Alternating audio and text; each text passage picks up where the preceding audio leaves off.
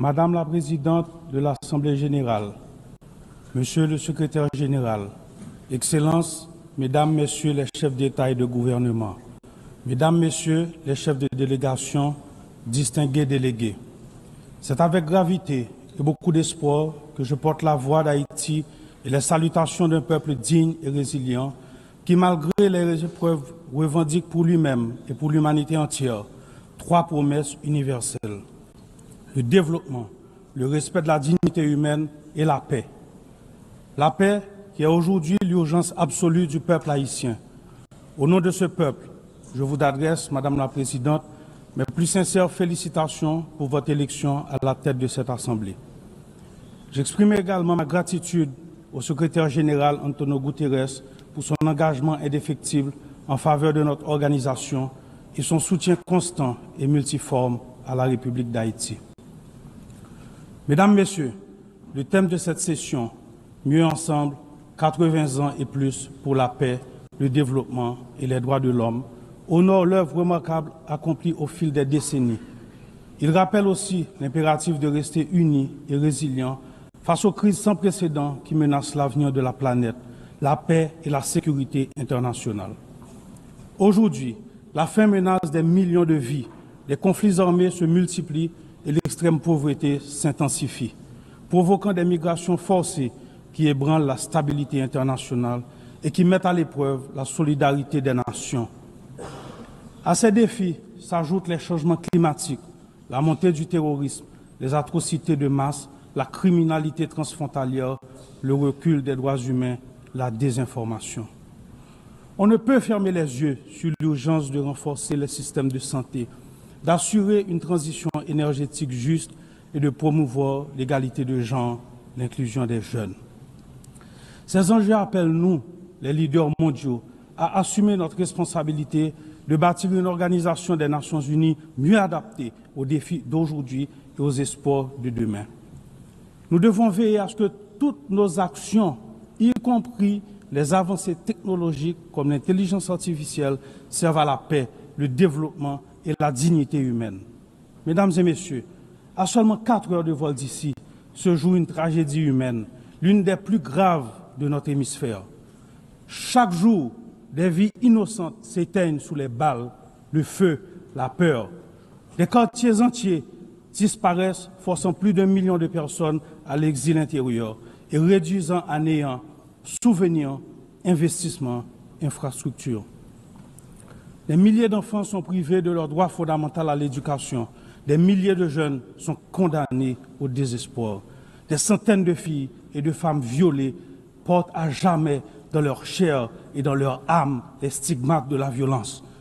Près de la moitié de la population est confrontée à une insécurité alimentaire aiguë. Le système sanitaire s'effondre.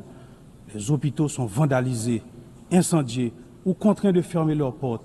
Les médecins fuient, des vies sont sacrifiées, faute de soins.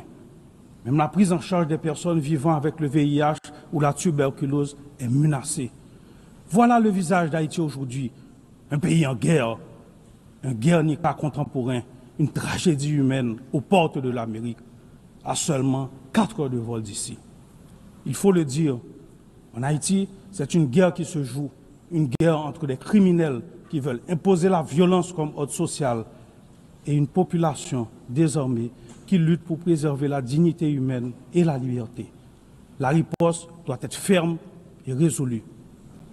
Aujourd'hui, la communauté internationale doit, aux côtés d'Haïti, déployer les grands moyens, pas de demi-mesure, mais une action forte, coordonnée et immédiate.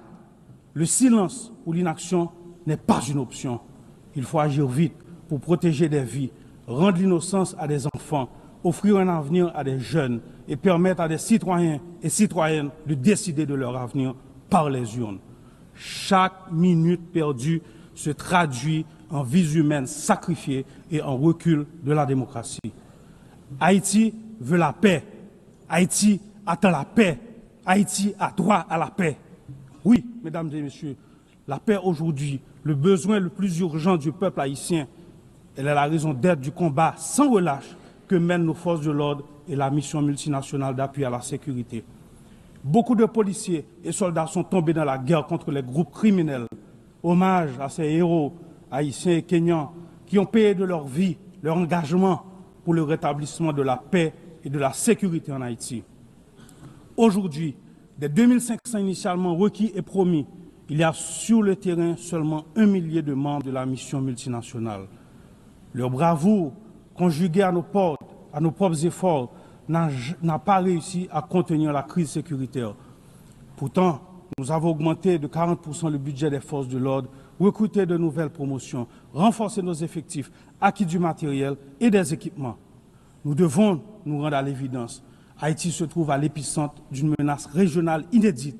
Des réseaux criminels puissants et lourdement armés cherchent à déstabiliser le pays et à dominer les économies de notre espace commun. La nouvelle ligne de front de ce combat se trouve chez nous, en Haïti. Si nous échouons, les affronter sur notre sol, il sera illusoire de les contenir ailleurs dans la région. C'est pourquoi nous devons afficher la même détermination, la même fermeté et la même unité que celle dont nous avons fait preuve dans la lutte contre le terrorisme. Haïti ne peut et ne pourra relever seul un tel défi. Aujourd'hui, il est impératif de mobiliser une force robuste disposant de mandats clairs et de moyens matériels, logistiques et financiers adéquats.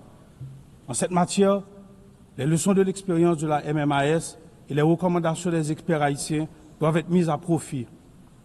Nous avons également besoin d'une coopération internationale renforcée, fondée sur le partage de renseignements et de contrôles douaniers rigoureux afin de stopper le flux d'armes, de munitions, de drogue et de financement vers les gangs. La paix ne pourrait être restaurée que si nos partenaires de la région veillent par des mesures concrètes à ce que leur territoire ne serve plus de point de départ ou de transit à ces trafics. Les approches qui n'ont pas porté de fruits hier ne sauveront pas Haïti aujourd'hui. Il est impératif d'écouter la voix du peuple haïtien, d'oser des solutions nouvelles, fortes et adaptées aux réalités du terrain. En ce sens, nous souscrivons pleinement aux efforts engagés pour transformer la mission multinationale d'appui à la sécurité. Nous appelons également à la solidarité de toute la communauté internationale et plus particulièrement l'engagement des membres du Conseil de sécurité pour un vote favorable à la résolution établissant une force de suppression des gangs. C'est pourquoi je veux exprimer au nom du peuple haïtien ma profonde gratitude aux États-Unis d'Amérique et au Panama pour cette initiative dont la concrétisation marquera un tournant décisif dans la lutte contre l'insécurité qui étouffe notre nation. J'adresse également mes remerciements à l'administration du président Trump pour les efforts déployés afin d'apporter soutien et ressources dans notre lutte commune contre les gangs, ces ennemis qui menacent à la fois Haïti et toute la région. Aujourd'hui, la complexité de la crise haïtienne ne doit pas servir de prétexte à des plaidoyers sans fin, à des négociations interminables ou à des blocages dictés par des considérations géopolitiques. Chaque jour, des décisions profitent aux groupes criminels. L'urgence commande d'être proactif, de s'élever au-dessus des divisions pour agir ensemble, au service des valeurs qui nous rassemblent, la paix et la dignité humaine. Haïti accueillera avec intérêt l'organisation d'une rencontre de haut niveau afin d'aplanir les obstacles et d'avancer concrètement. À cet effet, nous saluons les pays de la région qui ne cessent de nous apporter leurs inestimables soutiens, notamment à travers des déclarations au sein de diverses organisations régionales telles que l'OEA et la CARICOM. Nous apprécions à leur juste valeur leur démarche auprès des partenaires du Conseil de sécurité pour une réelle solution à la crise sécuritaire en Haïti.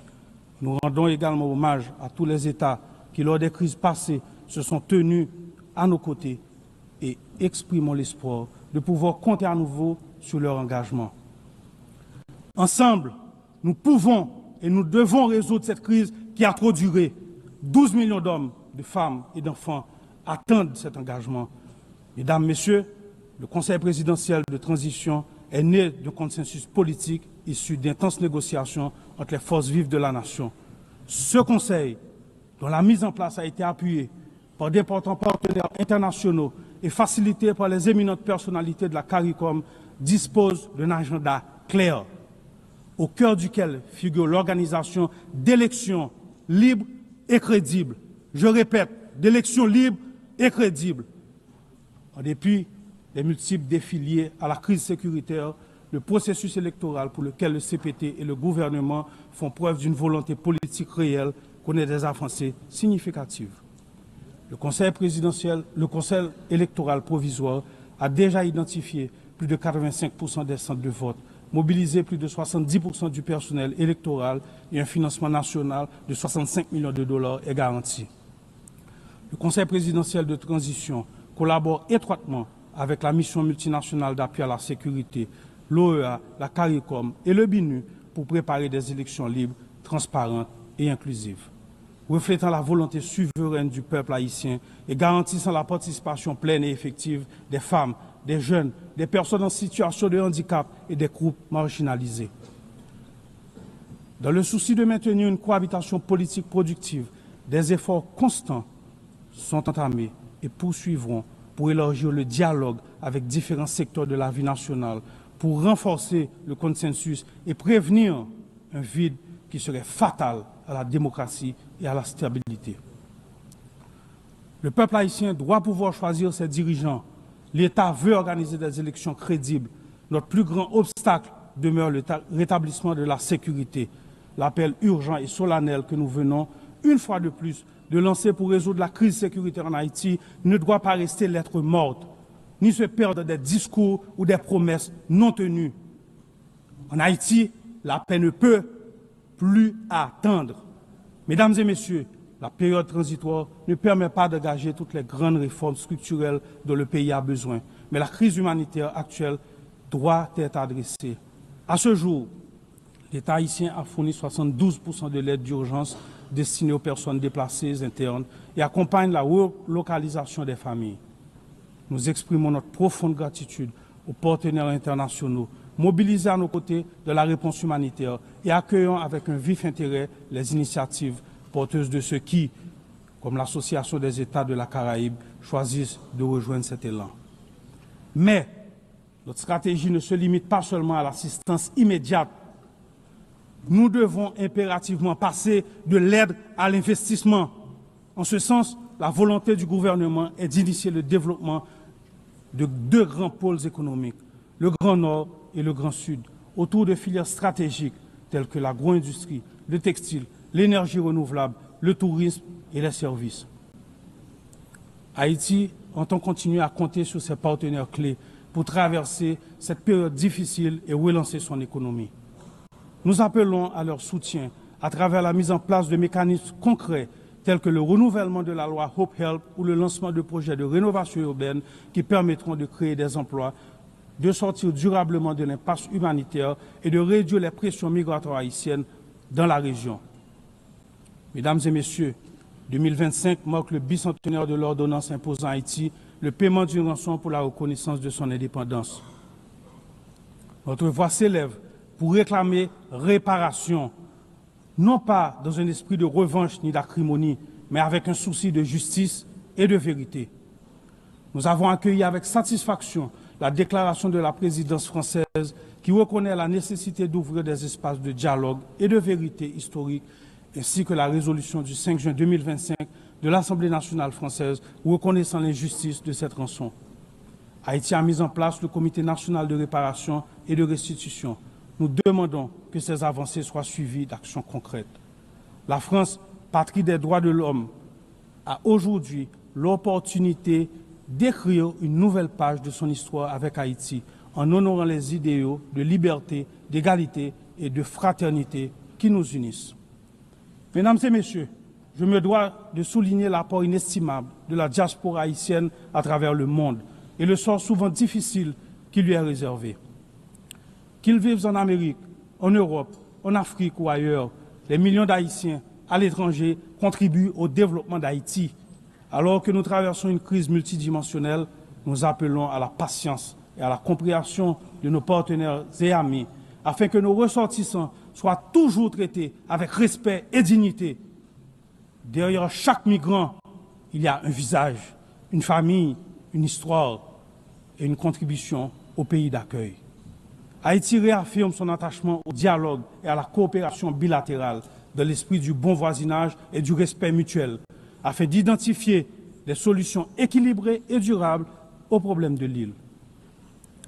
La circulation sûre et régulière des biens et des personnes, notamment par voie aérienne, est essentielle à un avenir partagé et à une prospérité commune. Mesdames et messieurs, l'Haïti de demain mérite la paix et la prospérité, un avenir fondé sur un système judiciaire indépendant, une éducation universelle, des soins de santé accessibles à tous et une économie qui offre à chacun les mêmes chances de réussir. Cet avenir exige réforme courageuse, justice indépendante et fin de l'impunité. Nous avons le 16 avril 2025 promulgué un décret instituant 2 pôles judiciaires spécialisés. Un pour la répression des crimes et délits financiers complexes et l'autre pour la répression des crimes de masse et des violences sexuelles. Nous avançons sur leur effectivité. Nous sommes prêts à continuer sur cette voie. Ce n'est pas le moment d'éprouver ce sentiment de Haiti fatigue. La communauté internationale n'a pas le droit de détourner le regard de la situation d'Haïti. Face à l'ampleur de cette crise, le silence ne serait pas neutralité, il serait complicité. Mesdames et messieurs, permettez-moi de rendre hommage au peuple haïtien. Le représenter ici est le plus grand honneur de ma vie. Au-delà de fonction de président du Conseil présidentiel de transition d'Haïti, je suis un citoyen haïtien authentique, engagé et profondément attaché à cette terre. Une terre de liberté et de dignité, de courage et de talent. Haïti n'est pas une nation de résignés. Nous sommes un peuple solidaire, des femmes et des hommes qui se sont sacrifiés pour leur patrie et pour l'humanité. Haïti n'est pas un territoire livré aux criminels armés, mais une nation debout, composée de familles dignes et résilientes, qui chaque jour, malgré les pires épreuves, luttent pour un avenir meilleur. Je rends hommage à mes compatriotes, qui sont sans conteste parmi les peuples les plus résilients de la terre. Ils méritent mieux. Leur redonner espoir est ma seule mission. C'est pourquoi, en ce moment, je vous appelle à vous tenir aux côtés d'Haïti.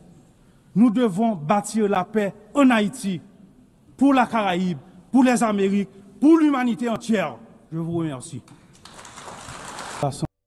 Flyback, à nous retourner, à nous faire un petit résumé sur ça que tout dit là, ça que tout passe là. Et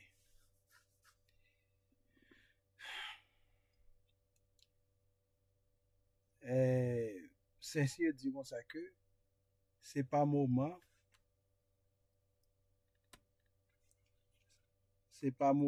pour bel discours, c'est pas moment pour bel discours, c'est moment pour poser action. C'est comme ça coordonnateur conseil présidentiel transition hein, Laurent Saint-Cyr t'a parlé devant Assemblée générale Nations Unies. Il pas vinn faire belle parole, il vinn mettre vérité sous table. C'est ça il dit. Il pas vinn mettre vérité sous table, il pas vinn pour faire belle parole. Mettez tête ensemble, mais ça lui demande. Mettez tête ensemble pour la paix et la sécurité. N'a pas petit résumé. Travail pour relancer économique et développement durable. Faire réforme constitutionnelle qui claire. Bagay qui pas gen flou là-dedans. Organiser élection qui respecte droit peuple là. Ça veut dire sans magouille. Pas de magouille dans l'élection. Mais, qui l'est que M. pas faire élection là, il y a 4 mois qui étaient. Est-ce que nèg yo gon bagay que yo connaît que nous-mêmes nous pas connaît? Il dénoncer trop temps perdu à parler sans action. Trop sang coulé pendant n'a débat. Trop parole belle mais pas gain résultat. Et ça monsieur dit. li lancé appel by tout haïtien. C'est nous toutes qui gen mission pour sauver pays. C'est pas gouvernement seulement. C'est pas Nations Unies seulement. C'est chaque grain haïtien qui gen un rôle pour jouer. Mais si vous dites comme ça que c'est pas gouvernement seulement, moi gen quelques petits efforts qu'a fait là et pour déblayer un pays, pour déblayer Port-au-Prince. Moi applaudis ça. Moi applaudis ti effort ça qu'a fait là.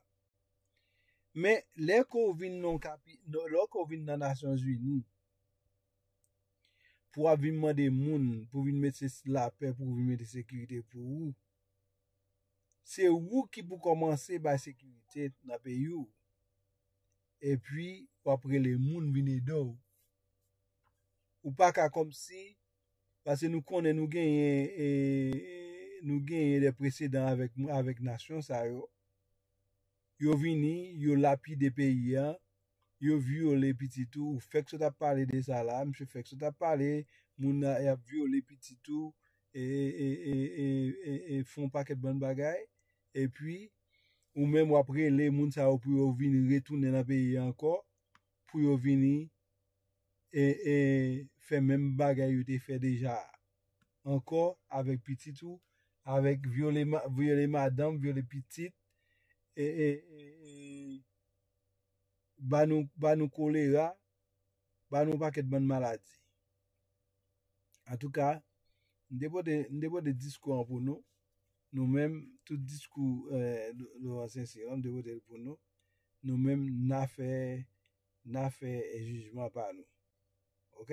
N'a fait jugement par nous. Et